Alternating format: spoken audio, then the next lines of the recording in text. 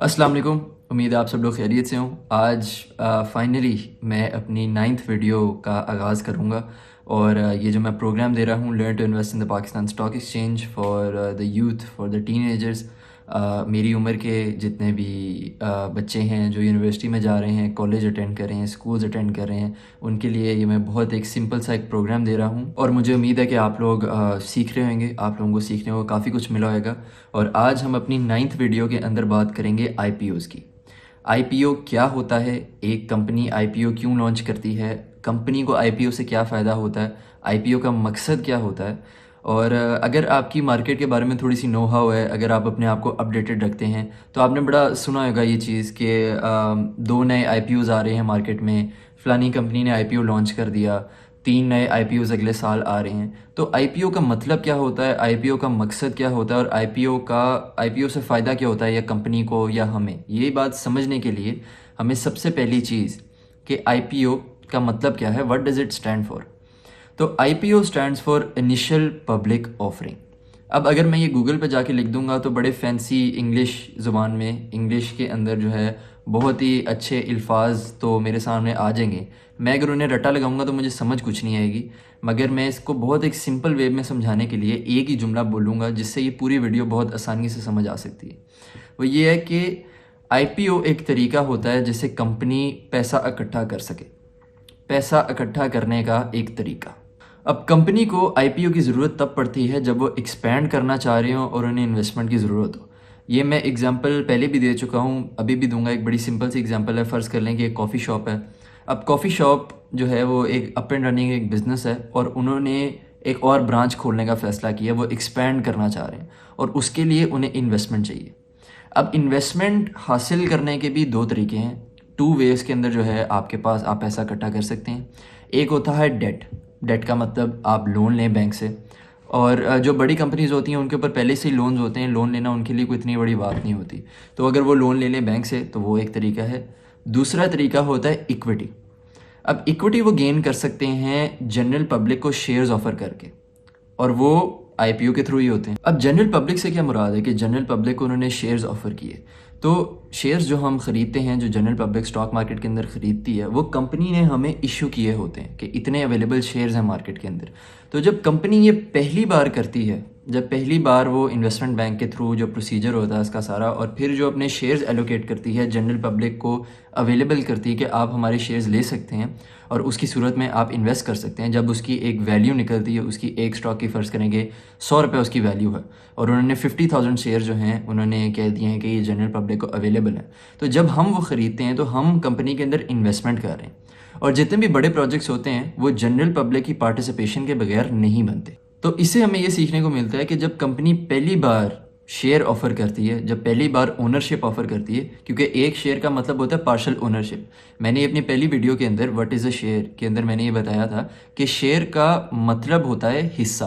तो जब पहली बार कंपनी आपको अपनी कंपनी के अंदर हिस्सेदारी दे रही है तो उसे हम कहते हैं इनिशियल पब्लिक ऑफरिंग।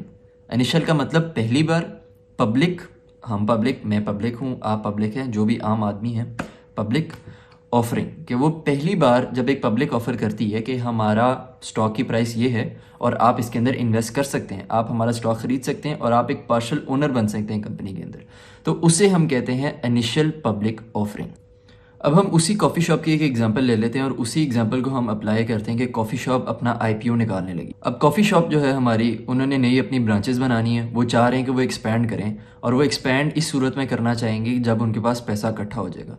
तो वो पब्लिक को, जनरल पब्लिक को शेयर्स इशू कर देते हैं। वो कहते हैं कि आप हमारी कंपनी में हिस्सेदार बनकर इसके अंदर इन्वेस्ट करें। तो इस केस के अंदर जो एबीसी हमारी कॉफ़ी शॉप है, कोई सा भी नाम दे दें, वो पब्लिकली लिस्ट होती है ताकि हम जैसे लोग उसके अंदर इन्वेस्ट कर पाएँ और उनके पास पैसा इकट्ठा हो जाए।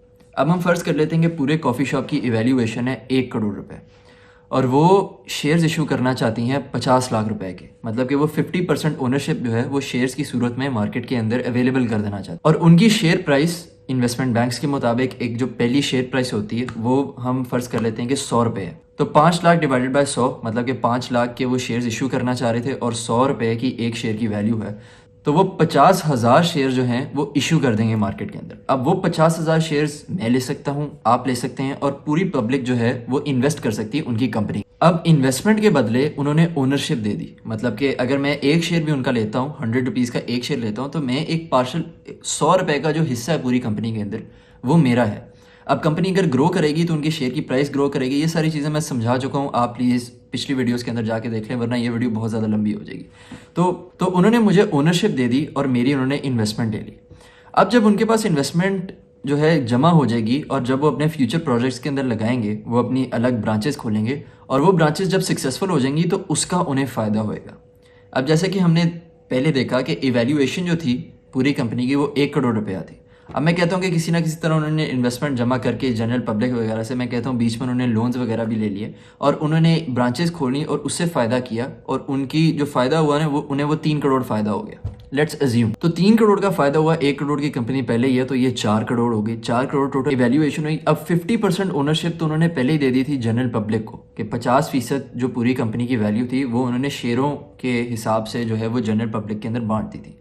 तो 4 करोड़ का 50% है 2 करोड़। अब उनकी पहली इवैल्यूएशन जो कंपनी की थी, इनिशियल जो पूरी कंपनी की वैल्यू थी वो 1 करोड़ थी, और अब अगर 50% के साथ 2 करोड़ है तो इसका मतलब है कि उन्होंने 1 करोड़ रुपया कमा लिया। और ये फ़ायदा होता है कंपनी को आईपीओ का। तो आईपीओ का बेसिक मतलब ये होता है कि पैसे इकट्ठा करना, अपने फ्यूचर बिजनेस प्लान्स के, फ्यूचर बिजनेस वेंचर्स के अंदर लगाना। अगर आप एक कंपनी और आप नई ब्रांचेस बनाना चाह रहे हैं, नए प्रोजेक्ट्स में पैसा लगाना चाह रहे हैं, तो वो एक बहुत अच्छा तरीका है कि आप जनरल पब्लिक को शेयर्स इशू कर दें ताकि आपकी इन्वेस्टमेंट के लिए पैसे राइज हों, आप पैसा इकट्ठा कर सकें और फिर अपने बिजनेस वेंचर के अंदर जो भी आपके फ्यूचर प्रोजेक्ट्स हैं उसके अंदर वो लगा पाएँ। अब जो सबसे इम्पोर्टेंट सवाल खड़ा होता है वो ये है कि हमें नए आईपीओज़ के अंदर इन्वेस्ट करना चाहिए या नहीं करना चाहिए। जो नए आईपीओज़ आते हैं उनके अंदर इन्वेस्टमेंट जो है वो किस बेसिस पे मैटर करती है, हमें क्या ऐसी चीज़ें देखनी चाहिए इन्वेस्ट करने से पहले।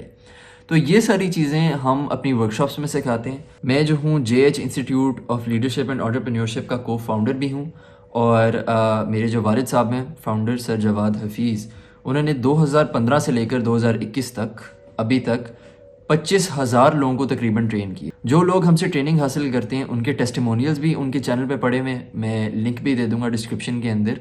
और हम अपनी ट्रेनिंग्स के अंदर, हम अपनी वर्कशॉप्स के अंदर ऑफर करते हैं, ये सिखाते हैं कि कैसे आपने एक क्वालिटी कंपनी को, एक क्वालिटी शेयर को एनालाइज करना है और क्या क्या चीज़ें आपको देखनी चाहिए इन्वेस्ट करने से पहले। मतलब कि आपने एक अच्छा शेयर, एक अच्छी कंपनी को कैसे पिक करना है और इन्वेस्ट उसके अंदर कैसे करना है। ये एक 2 आवर की वर्कशॉप होती है। हमारी अगली वर्कशॉप जो है वो 31 अक्टूबर को आ रही है, उसकी रजिस्ट्रेशंस ओपन है। तमाम डिटेल्स जो हैं वो डिस्क्रिप्शन के अंदर अवेलेबल हैं, आप नीचे डिस्क्रिप्शन को क्लिक करें तो सारी आपके सामने आ जाएंगी। और अगर आप फर्दर इन्फॉर्मेशन चाहते हैं तो आप मुझे कांटेक्ट कर सकते हैं व्हाट्सएप के ऊपर 0318-847-9857 पर, नंबर आपकी स्क्रीन पे भी आ रहा होगा, तो आप मुझे कांटेक्ट कर सकते हैं। और ये रही आज की वीडियो। मुझे उम्मीद है कि मैंने आपके इल्म में इजाफ़ा किया हो, मुझे उम्मीद है कि मेरी वीडियो से आपको फ़ायदा पहुंच रहा हो, और हमारी वर्कशॉप ज़रूर लें अगर आप एक कंपनी को एनालाइज़ करना सीखना चाहते हैं। जो बेसिक्स हैं वो मैंने अपनी वीडियोस में भी ज़ाहिर किए, वो जवाद साहब के चैनल पे भी बेतहाशा प्लेलिस्ट बनी हुई हैं जिसके अंदर आप इल्म हासिल कर सकते हैं। मगर अगर आप एक कंपनी एनालाइज़ करना सीखना चाहते हैं, अगर आप क्वालिटी स्टॉक्स में इन्वेस्ट करना सीखना चाहते हैं, तो आप ज़रूर हमारी वर्कशॉप लें और टेस्टिमोनियल्स देख कर लें ताकि आपको पता चले कि लोगों को कितना फ़ायदा हो रहा है। तो आज के लिए इतना ही। उम्मीद करता हूँ कि अगली बार हमारी मुलाकात होगी अगली वीडियो के अंदर, वीडियो नंबर 10, ये वीडियो नंबर 9 थी। अल्लाह हाफिज़, अपना ख्याल रखें।